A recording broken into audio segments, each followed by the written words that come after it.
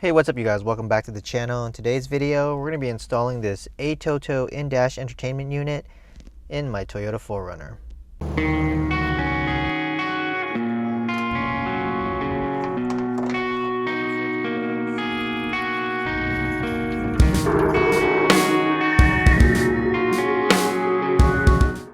Now, some of you guys already know I used to have a Pioneer Carplay unit in my Toyota 4Runner, but using Carplay with the USB cable was a little bit lacking, and as you can see, I now have a full tablet running in my Toyota 4Runner.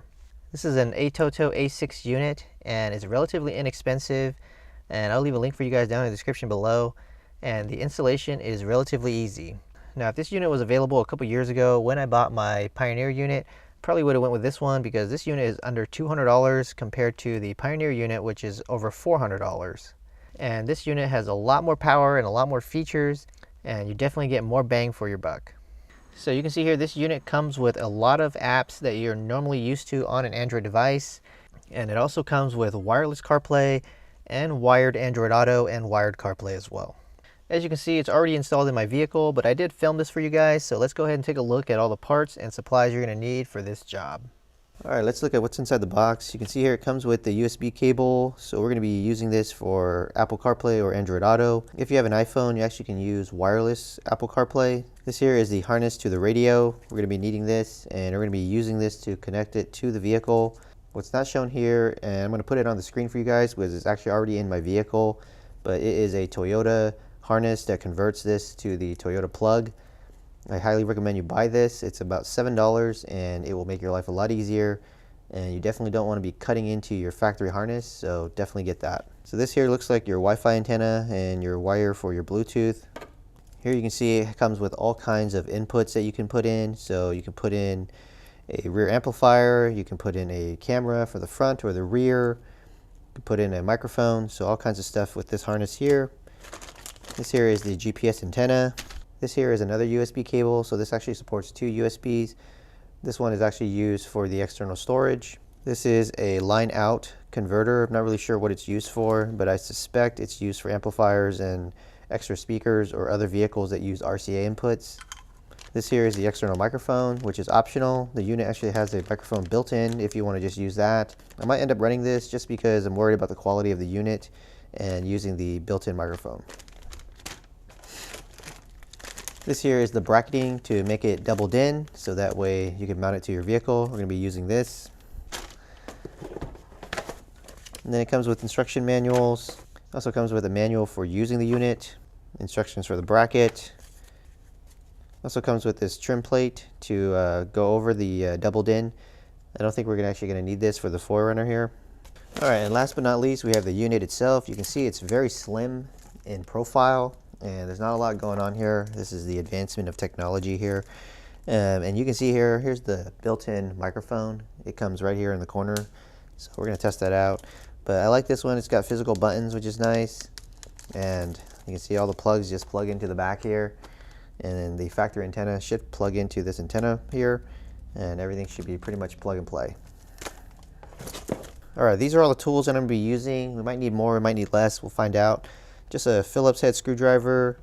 You can also use a 10mm or 8mm, I believe. I can't remember what size that bolt is in there that holds the head unit in.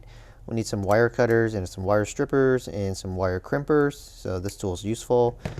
I've got some of these butt connectors to connect the harness wire to the Toyota harness, so we'll be using these. I'm not really sure how many we need yet, but I got 20 of them here. And then we're going to need a heat gun to heat these up to make a watertight connection. And that should be pretty much it in terms of tools and supplies. Toyota makes this very simple because it's just a standard doubled in, and it should bolt right in. Let's go ahead and get started with the job. Alright, here's the head unit itself. So normally you're going to have a factory Toyota stereo here. I've already replaced mine with an Apple CarPlay one in the past, but it's going to be no different because it's using the same brackets. So first thing you want to do is you're going to want to take off this piece right here, and you're just going to lift this up gently, or maybe by force a little bit, and that'll take this bottom piece out. You actually don't need to take it out, and if you can actually remove your shifter here, then you could take this whole thing out relatively easily. I'm just going to leave it just like that. All right, so this bottom piece is now out, and we're gonna pull out this piece now. And all you're gonna need to do is just kind of move this thing out of the way. It helps to put the shifter back here. Make sure you have your parking brake on. And then probably move this out of the way actually, like that. All right, with the shifter out of the way, we're gonna pull from the bottom here, and it should just come right out. And just wiggle it a little bit up here. All right, and there you go. Pretty much the whole thing just comes right out. All right, there are some plugs in the back that you're gonna wanna unplug, so go ahead and just disconnect them all. There should be one for the emergency light here. There should be one for the clock somewhere back here, and it's hard to see. All right, so here's a side view of the plugs. So you can see here, there's one plug that goes into here somewhere. It's orange, and you can just get it from the bottom. There's a little clip on the bottom, and you just press it and push it back. And there should be 4 plugs up here. The other one's white on the other side, on the driver's side. The one on the top is the emergency light. And then this one here, back here, it's really small. It's got 2 wires on it. It's for the clock. All right, and then on the bottom here, you're gonna have a couple for the cigarette outlets. There should be 2 on this side and then 1 on the other side if you still have your cigarette outlet. So just go ahead and pry those out. Now, it's probably a good idea to disconnect your battery before you do this, since mine is always hot. If your key is still in the ignition, that means that that's hot as well. But we're gonna go ahead and do it anyways.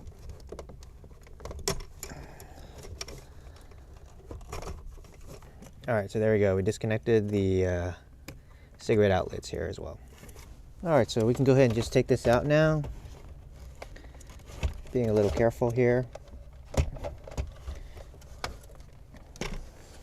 All right, so normally you're gonna be able to take yours out, but since I have these extra USB cables in here that I added for my last radio, it won't actually come out yet, but we're gonna go ahead and set this to the side. All right, guys, here's a close-up of everything out of the way. So you can see here's the wires that we took off. Here are some of the other wires that we took off down here. It's a little filthy back here, but now you can see we are left with these bolts on the side here.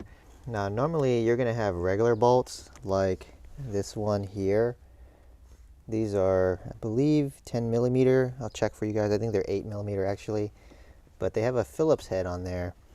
And you can see for security reasons, I actually stripped out those Phillips head, so that way someone has a harder time stealing my radio. I don't know if people do that these days, but.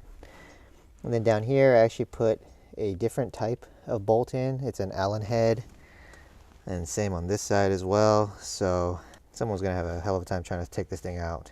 But we're gonna go ahead and remove these 4 bolts here. Like I said, you're normally gonna just use a Phillips head, and then we're gonna pull this radio out and disconnect the harness on the back. All right, so these are indeed 8 millimeters. So you can use an 8 millimeter or you can use a Phillips. All right, here's a close-up of the bolts. And this one is the security one, or Allen head one. You can just buy these at Lowe's or something. Find the right pitch. All right, at this point we can pull the radio out now. So go ahead and just pull it out carefully. All right, so we're gonna go ahead and unplug everything out of the back here. Yours is gonna be similar. Go ahead and pull the antenna out. Oh, it can be a little tight. All right, that one's not coming out. All right, there we go. All right, so yours is gonna be a little bit different than that, but should be pretty similar. Okay, on the bottom here, you can see these are the actual harness that you're actually gonna be pulling out. It's this side here on the left. And see this one in between here that goes to this aftermarket one? This is what I was mentioning earlier that you should be buying. It's $7 or so. And this is what allows you to connect your new aftermarket radio here to the factory plug. And then that'll prevent you from having to cut your factory plug here. And you definitely don't wanna do that. Previous owner actually did that on mine, and I had to repair it with the new factory plug here, just to make everything easier, especially for right now when I'm upgrading my head unit. So let's go ahead and take the radio to the bench, and we're gonna swap over all these brackets to the new head unit. All right guys, we're over here at the bench, and we're gonna be setting up the wiring harness first. So we're gonna start with this side. This is the $7 Toyota harness that you can buy to plug into your factory.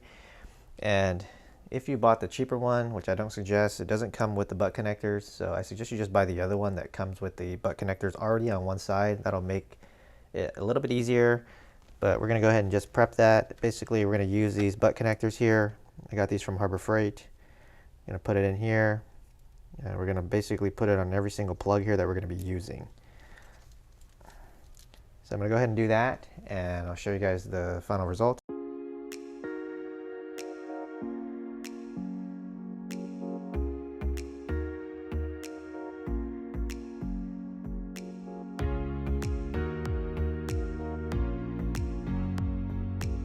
Alright guys, I got everything pretty much done here.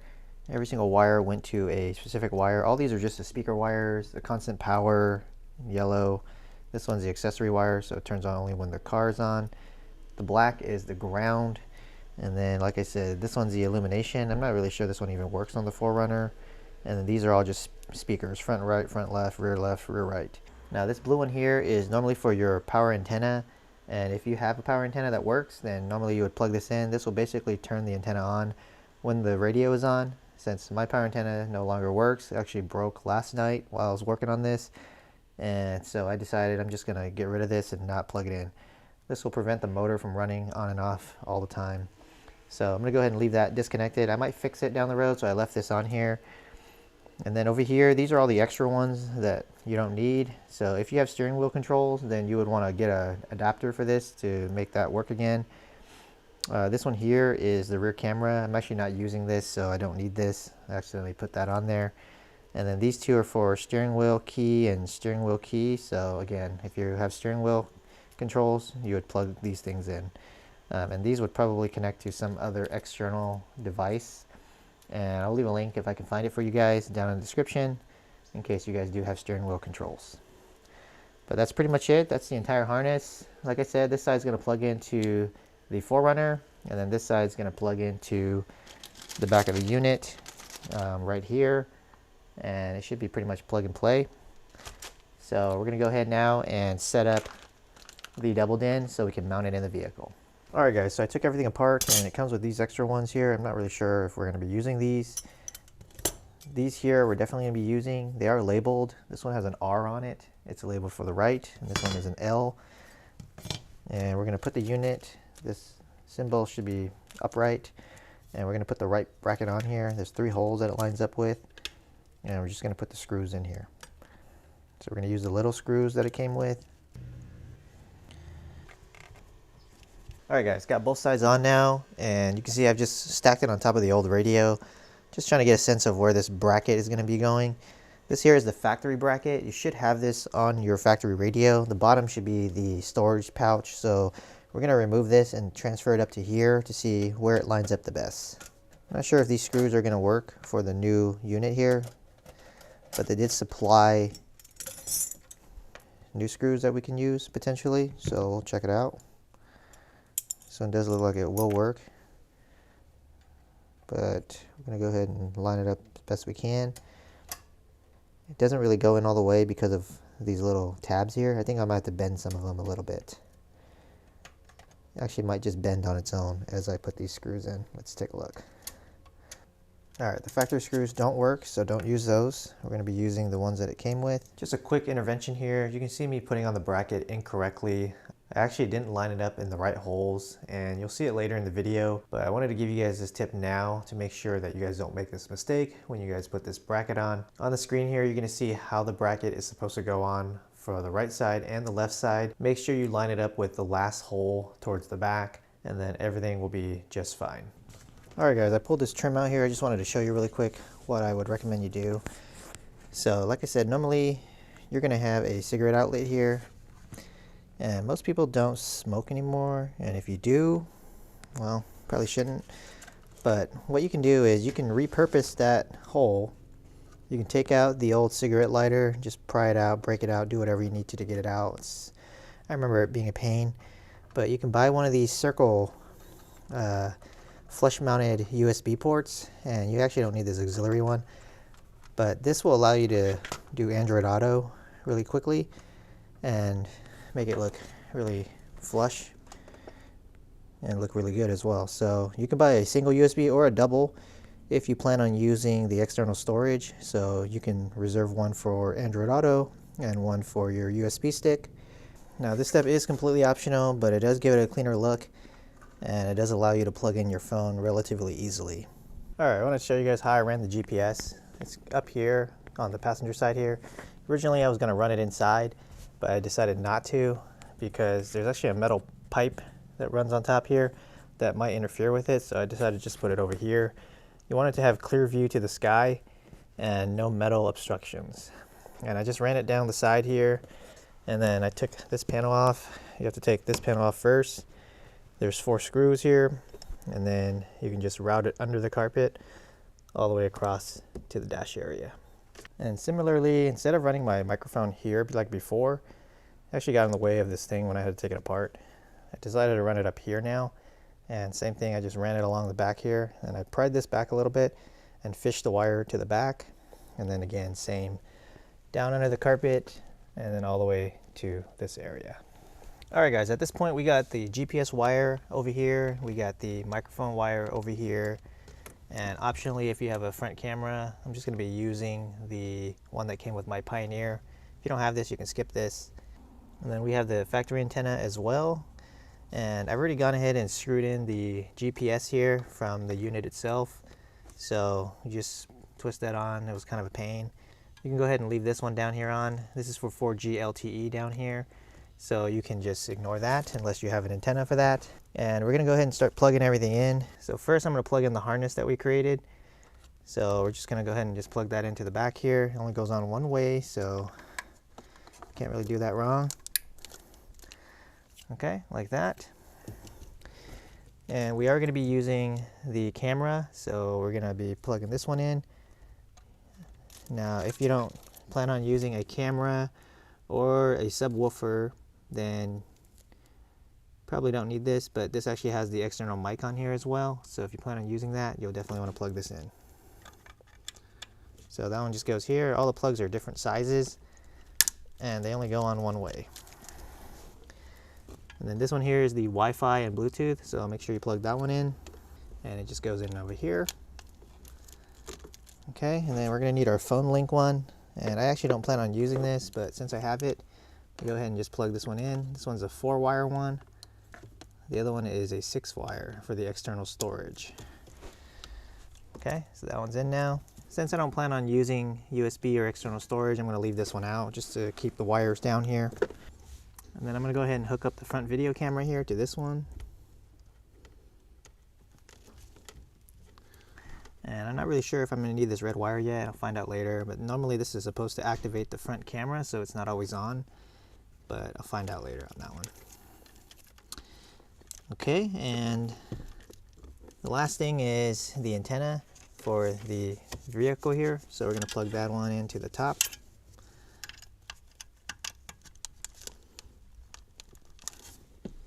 Okay, so that should be pretty much everything, and we're going to want this piece to be back here behind this top piece here, and also the USB one as well. Actually, everything should be behind there. Oh, and one last thing I forgot is the external antenna here. So to make sure you don't plug it into the steering wheel audio controls, because it is the same kind of plug. Plug it into the other one that's labeled external microphone. All right. So we're going to go ahead and push everything back here.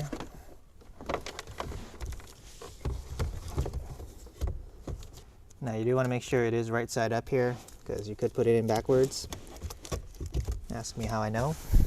All right, and on the bottom here, we're going to go ahead and just plug this in, and we're going to fire up the unit. Be a little careful, it's not bolted in yet. Try to do this with one hand here. All right, and we're going to save the USB for later. But at this point, we're going to fire up the vehicle here, or just put it to the accessory and see if it comes on. Let's see.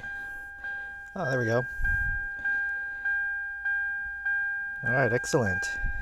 All right, now that we confirmed the radio is on, we're going to go ahead and bolt everything back together here. Now, normally you're just going to use your Phillips head, but mine are all stripped out, so I'm going to be using the 8mm. All right, now that that's secured, you can see it is in there pretty good. So Looks like the factory brackets work just fine. We're gonna go ahead and put the trim piece back on now and button everything back up down here and finish up the job. All right, don't forget to plug in the ones on the bottom here. All right, and don't forget your plugs on top. Remember, there's 4 of them. Make sure you plug in the clock back in the right one, okay? There's a blank back here, and if your clock doesn't work, well, that's why.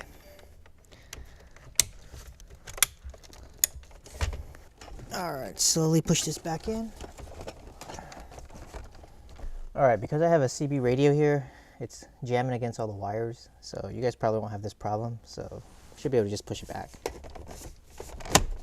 All right, guys, we got the dash unit in, but you can see here there's quite a big gap here on all sides. It's about 1/4 inch. So I'm gonna pull it apart and see if I can adjust the bracket to make this stick out a little bit more, so that way it doesn't sit so deep inside of the dash here. So I'm gonna pull this back out and I'm gonna show you guys the final bracket configuration, so that way you guys don't have to worry about this when you guys install your dash unit. All right, guys, we got the bracket adjusted and you can see it is much cleaner now. There is actually no gap, which is nice. And I've already pushed everything back in. Like I said, you should have an easier time doing it than I do. This CB radio takes up a lot of space back there. It ends up just causing it to be a nightmare to put back together. But everything is back together, everything's hooked up now. And now we can put this last piece back on the bottom here. So we're just gonna turn this around, put it back over the shifter, and just snap it in place. Well, guys, we're pretty much done with the install here. As you can see, it was relatively easy and you don't really need a lot of tools or even a lot of parts and supplies. If you bought that harness that I mentioned, it already comes with all the butt connectors, so that will save you a little bit of money and a little bit of time as well. Well, guys, if you liked the video, don't forget to hit that like button. If you guys like videos like this, make sure you guys hit that subscribe button and check out the other videos on my channel. As always, guys, I'll leave links to all the products and tools that I use in this video down in the video description. If you guys have any questions, let me know down in the comments below. As always, guys, have a nice day, and I'll see you guys in the next video. And that's upside down.